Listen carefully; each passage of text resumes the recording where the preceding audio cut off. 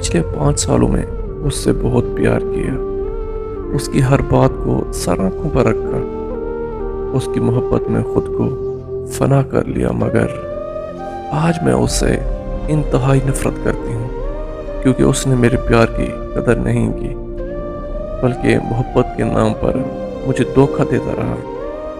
وہ میرے سر کی جھوٹی قسمیں کھایا کرتا تھا، بس ہر وقت یہی کہتا تھا کہ اس کی زندگی میں میرے علاوہ اور کوئی نہیں ہے۔ میں جب بھی اسے شادی کا کہتی تو اس کا یہی جواب ہوتا کہ گھر والے نہیں مانتے۔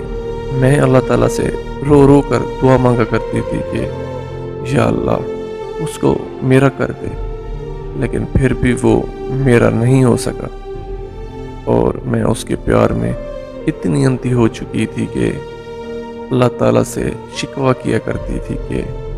اللہ تعالیٰ اسے میرا کیوں نہیں کرتا۔ لیکن اس شخص کی اصلیت جاننے کے بعد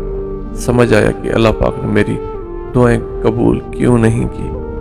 کیونکہ اللہ پاک قرآن مجید کی سورۃ النور کی آیت نمبر 26 میں فرماتا ہے کہ ناپاک عورتیں ناپاک مردوں کے لیے اور ناپاک مرد ناپاک عورتوں کے لیے۔ تو پھر جب میرا دامن پاک ہے تو کیسے اللہ پاک میری دعا کو قبول کرتا، ایک ناپاک شخص کو میرے نصیب میں لکھ دیتا۔